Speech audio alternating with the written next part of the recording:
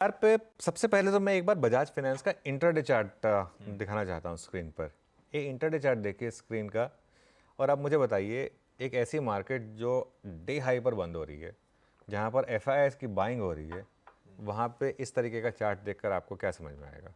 किसी को पता था? सिंपल, किसी को पता था कि बजाज फाइनेंस में ये न्यूज़ आ रही है।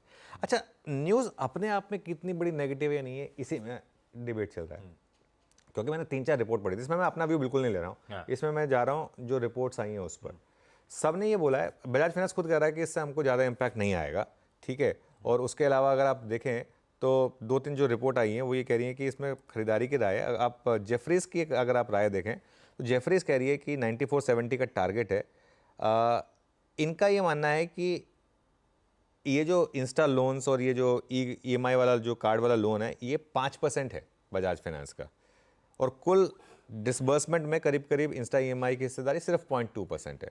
तो इसके लिए इतना इम्पैक्ट नहीं आना चाहिए। मॉर्गन स्टैनली भी 10,300 का टारगेट दे रहा है, और उनके हिसाब से भी इसका कोई इम्पैक्ट नहीं आएगा EPS पर, और इसका कोई इम्पैक्ट नहीं आएगा स्टॉक पर, ये ब्रोकरेजेस कह रही हैं। लेकिन यहाँ पे ना बड़ा फंडामेंटल इशू है। यहाँ पे इशू है RBI का। RBI एक ऐसा इंस्टीट्यूशन है, एक ऐसा रेगुलेटर है जिसको आप बहुत ज़्यादा वैल्यू करते हैं।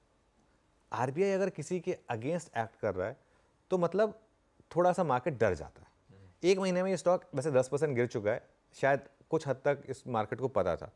और मैं हमेशा एक चीज़ कहता हूँ कि बजाज फाइनेंस हर बार आपको एक अपॉर्चुनिटी देता है, जिसमें स्टॉक जब गिरता है तो उसमें आपको लेना चाहिए। और साल दर साल बजाज फाइनेंस एक ना एक करेक्शन आपको देता है 20% की। 10% ये ऑलरेडी गिर चुका है अपने हाई से मेरे ख्याल से। और अगर इस न्यूज़ की वजह से और मान लो करीब करीब 10% और गिर जाए, वैसे मैं नहीं कह रहा हूँ कि इस न्यूज़ की वजह से 10% गिरना चाहिए, लेकिन अगर गिर जाए ना आशीष, तो अगर आप वो जो काश फैक्टर है अगर वो मिस करना चाहते हैं बजाज फाइनेंस में, जो मैं पिछली बार भी गई थी कि काश मैंने ले लिया होता। अब देखिए बजाज फाइनेंस में बताता हूँ 12% गिर चुका है ऑलरेडी अपने हाई से, 12% ऑलरेडी गिर चुका है। और अगर इस न्यूज़ की वजह से वो आपको 20% की करेक्शन पूरी कर देता है ना, फिर आपको लीप ऑफ फेथ लेना होगा बजाज फाइनेंस में। और फिर अगली बार ये नहीं कहना कि काश मैंने ले लिया होता, ये वो वाली बात है। अपने फाइनेंशियल एडवाइजर ज़रूर पूछेगा, लेकिन दिक्कत है, टाइम लगेगा इस इशू को रिजॉल्व होने में। नियर टर्म में अंडर परफॉर्मर बन जाएगा, पॉसिबल है ये भी बजाज फाइनेंस में, लेकिन जब ये मामला रिजॉल्व होगा ना, उसके बाद फिर बजाज फाइनेंस फिर रैली दिखाना शुरू करेगा। तो ये मेरा बजाज फाइनेंस पर एक व्यू है। मैं इसको न्यूट्रल लेके इसलिए चल रहा हूँ, हालांकि न्यूज़ नेगेटिव है, क्योंकि एक तो कल ऑलरेडी गिरा है, और आज अगर गैप डाउन हो गया उसके बाद आप शॉर्ट नहीं कर सकते, उसके बाद तो सारे खुलेगा ही वो सारे शॉर्ट के टारगेट्स पे। तो इसके लिए कोई उसके बाद शॉर्ट करने का कोई मतलब नहीं है। लॉन्ग करने में भी जल्दबाजी ना करें, लेकिन पोर्टफोलियो इन्वेस्टर है तो नज़र रखें।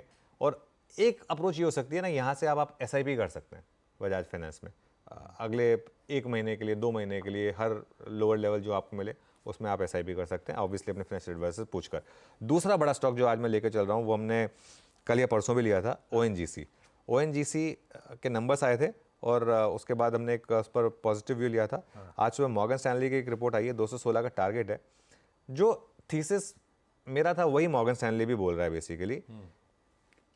ONGC का रियलाइजेशन अब हमको पता है कैप हो चुका है विंडफॉल टैक्स की वजह से, उसमें कोई दिक्कत है ही नहीं, कभी कैप की तो दिक्कत थी ही नहीं। $75 भी अगर ONGC को मिल जाए, $75 तो काफ़ी है।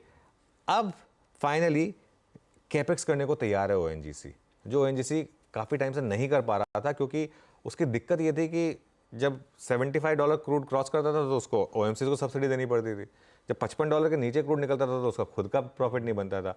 अब वो एग्जैक्टली उस सिनेरियो में है जहां उसके पास एक विजिबिलिटी है कि मेरा अब $75 रियलाइजेशन मुझे मिलता रहेगा, $70 to $75 मुझे रियलाइजेशन मिलता रहेगा। तो यहाँ पर एक और PSUs में वैसे ही थोड़ी सी आउट परफॉर्मेंस है, इसके लिए मुझे लग रहा है कि ONGC में थोड़ी सी आउट परफॉर्मेंस आनी चाहिए। और फाइनली USL, जो आज सुबह एक नेटवर्क की न्यूज़ आई कि हमारा जो ब्रिटेन के साथ फ्री ट्रेड एग्रीमेंट, उसमें थोड़ा टाइम लगेगा। वैसे एक चीज़ मैं कहूँगा, ये FTA है ना, इतना आसान है भी नहीं UK के साथ। मेरी जब मैं दिल्ली गया था तो मेरी पीयूष गोयल से बात हुई थी, जो इस एफर्ट को लीड कर रहे हैं। उन्होंने ये मुझे कहा था कि अनुज, तुम मीडिया में ना बहुत ज़्यादा एक्साइटेड हो जाते हो जल्दी, इसमें टाइम लगेगा। वो उन्होंने पहले ही बोल दिया था कि इसमें टाइम लगेगा और नेगोशिएशन हो रही है, और मुझे we have to make sure कि इंडिया का कोई भी इंटरेस्ट कॉम्प्रोमाइज़ ना हो, और बहुत हार्ड नेगोशिएशन चल रही है उस चीज़ को लेकर।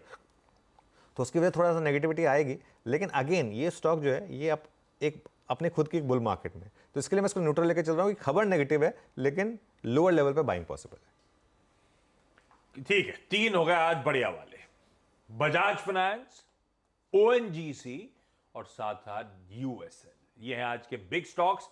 इनमें से कई सारे स्टॉक्स आगे डिस्कशन में आएंगे, डिटेल डिस्कशन में आएंगे, क्योंकि आज खबरें भी इनके साथ जुड़ी हुई हैं।